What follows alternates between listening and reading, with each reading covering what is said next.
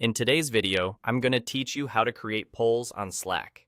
We'll use the simplest built-in method, emoji reactions. It's quick, clean, and perfect for getting a fast pulse from your team without installing anything extra.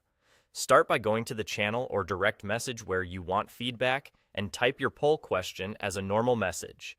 Make it clear and concise so everyone understands what you're asking. If it helps, add a short note like "vote with emojis below" right in the same message, so people know exactly how to respond. For example, you might write, "Coffee or tea? React with the matching emoji to vote." Next, add your choices using emojis. You can include the options right in your message by listing them after the question, like 1 for coffee, 2 for tea. To make it even more intuitive, use the actual emojis that match your choices, such as a coffee cup for coffee and a tea emoji for tea. A simple format looks like this: for coffee, for tea.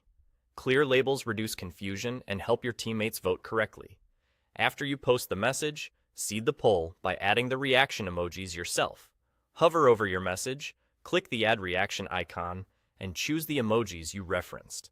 Adding them up front shows the exact choices and prevents duplicate or off-topic reactions. If you used number emojis, add those. If you used icons like and, add those instead. Now your teammates can cast their votes. All they need to do is hover over the message and click the matching emoji reaction. Slack automatically tallies how many reactions each emoji gets, so you can see the results at a glance right under your original message. If someone changes their mind, they can remove their reaction and pick a different one, and the counts will update instantly. A few quick tips to keep things smooth. Keep your options distinct so there's no overlap.